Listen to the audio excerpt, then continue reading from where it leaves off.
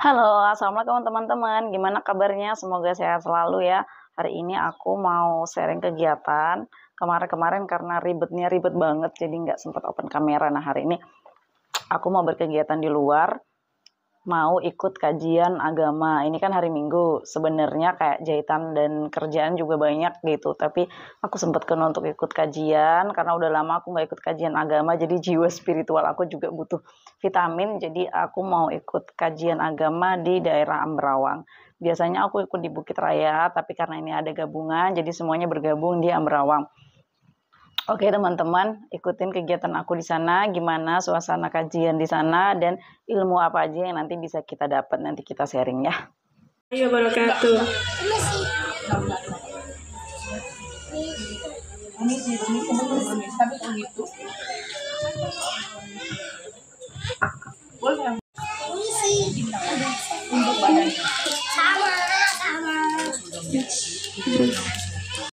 Ini ya. Kalau penjahit itu kan sedikit, tapi kalau seragam itu bukan cuma sekelas penjahit yang besar, konveksi, pabrik-pabrik, dan ke siapa itu harus kita cari tahu. Pabrik-pabrik ini mengarahnya ke penguasa siapa, pengusaha siapa, ke kapitalis siapa, ke suci yang jadi kiblatnya umat muslim sekarang menjadi kiblat dari semua agama. Bayangkan kacaunya itu ketika itu tuh dibangun, dan itu semua dicetuskan sama Nabi, pemimpin yang sekarang. Jadi jangan salah, saya aja sampai kaget Bu, saya baca kafah itu yang online Arab Saudi lagi. Nah kenapa kok nggak lebih itu tangan apa lebih dikhususkan ke arah yang pokoknya itu loh, kayak tiga dosa besar pendidikan itu kan lebih urgent daripada harus berganti seragam gitu ya. Misalnya apa namanya, atau kualitas pendidikan tuh lebih ditingkatkan gitu kan ya. Kan tiga dosa besar pendidikan itu kan seperti pembulian, kekerasan seksual, sama intoleransi gitu ya. Nah, coba yang itu yang diperbaiki atau yang ditingkatkan, atau kualitas pendidikannya lebih ditingkatkan gitu ya, daripada harus ke pergantian seragam. Itu di dalam hati. Ada juga yang mengatakan agar membacanya itu disihirkan ya, kalau nggak salah istilahnya itu, bersuara tapi hanya kita yang dengar, minimal telinga kita mendengarnya, orang lain nggak dengar nggak apa-apa itu, sampai batasan itu. Dan saya ngambilnya itu, membacanya minimal terdengar sama diri sendiri gitu, disihirkan ya. Nah itu yang saya ambil itu dalilnya ya, bacaan Al-Fatihah. Kalau Al-Fatihah bacaan sholat itu gitu.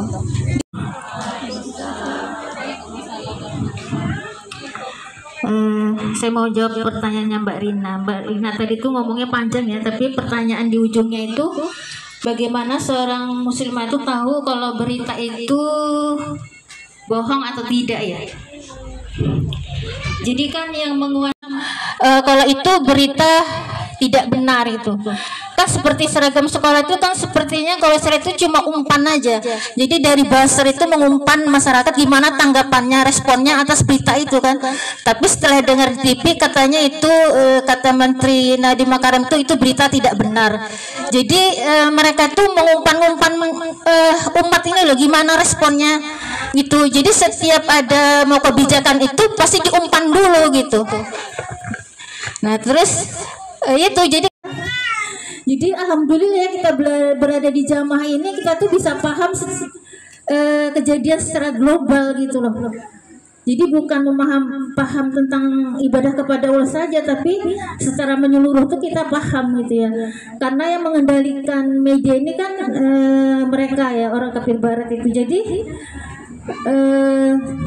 serangan baliknya ya lah umat Islamnya harus berani bersuara juga, speak up gitu loh, menjadi buzzer Islam gitu kan.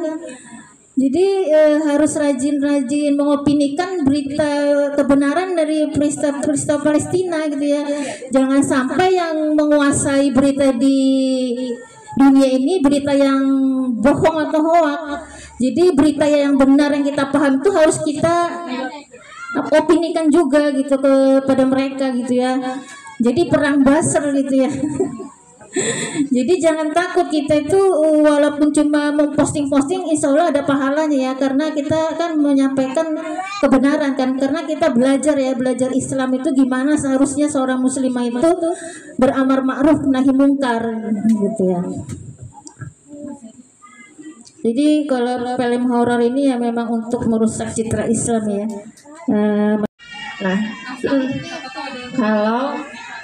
Kalau untuk pertanyaan Airin gitu ya, nah ini sebenarnya 2 kali halakoh itu yang saya bahas dan Airin tidak hadir. Sayangnya seperti itu gitu ya, karena memang itu berkaitan dengan akidah gitu ya. Itu kan aliran aulia yang di Gunung Kidul gitu ya, yang mengaku dia sudah ditelepon sama Allah gitu ya, ditelepon Allah duluan untuk lebaran gitu ya, lebaran duluan. Nah, kalau dalam kitab Nizam yang kita pelajari gitu ya, proses keimanan kepada Allah itu kan, maksudnya Allah itu bukan Allah itu bukan makhluk. Allah itu ada Al-Khaliq dan Al-Mudabbir gitu ya. Nggak perlu kita mencari tahu sosoknya seperti apa, dia itu di mana tempatnya gitu ya. Tapi hanya kita mengimani dengan adanya hasil ciptaan Allah tadi ya, dengan gunungnya menjulang tinggi, dengan laut, dengan bumi dan seisinya ya. Hanya dengan itu saja kita meyakini bahwa ada menurut Imam Syafi'i, Malik dan Imam Ahmad bin Hambal atau Imam Hambali, kalau di Indonesia terkenal dengan sebutan seperti itu bahwasannya syarat sahnya salah satunya dalam sholat adalah membaca surah Al-Fatihah, dan itu memang lafaznya harus terdengar sampai di telinga gitu. Berbeda dengan Imam ini ya, Hanafiyah atau Hanafi mengatakan cukup membaca 3 surah di dalam Al-Quran. Beliau mengambil dalam Quran surah Al-Muzammil ayat 20 seperti itu. Tapi ada penegasan tersendiri terkait mazhab yang dianut oleh beliau itu, penyampainya itu tapi kurang afdol, jelek gitu ya. Jadi kita ngambil yang rojinya, yang kuat dalilnya adalah Imam Syafi'i tadi gitu ya, dan Imam Ahmad bin Hambal tadi, dan Imam Malik seperti itu. Nah, berbeda dengan terkait zikir. Zikir itu ada yang namanya zikir kolbi. Zikir kolbi itu zikir yang tidak perlu dilafazkan, cukup hati kita. Seperti kita misalkan melafazkan Allah, Allah, Allah, Allah di dalam hati saja. Cukup kita dan Allah yang mendengar, dan para malaikat dan makhluk lainnya. Nah, selain itu, di luar itu kita zikir semisal berpuasa, terus kemudian banyak tempat-tempat makan yang ditutup begitu ya.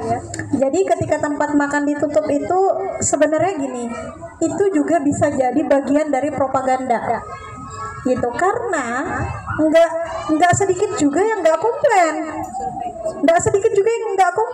mereka fine aja, dan kondisinya juga beberapa tempat makan itu nggak tutup secara permanen gitu ya, tapi sementara aja, bahkan ada yang ditutup begitu ya. Walaupun kalau ibu-ibu cek tempat makan ketika bulan Ramadan itu ditutup pakai tirai, yang makan tuh belum tentu orang Nasrani, Bu. Belum tentu juga orang-orang non-Islam, non-Muslim. Tapi kadang justru orang-orang Muslim yang makan di situ. Syawal itu 6 hari. Tapi kan bulan Syawal itu nggak cuma isinya 6 hari gitu ya, lebih dari 6 hari begitu. Nah, tetapi dengan satu kondisi di mana perempuan pasti punya utang puasa, kecuali yang sudah menopause ya, atau dia sakit gitu, pasti ada utang puasa.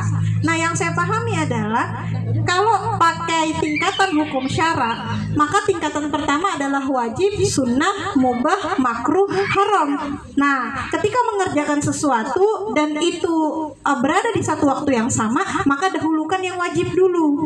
Apa yang wajib? Utang, puasa itu wajib. Puasa Syawal itu statusnya sunnah. Nah, tapi loh Tapi bukan berarti kemudian ya sudah aku mau hutang puasa aja deh yang aku kerjakan di bulan Syawal, seolah-olah kayak nanti paling nggak cukup gitu.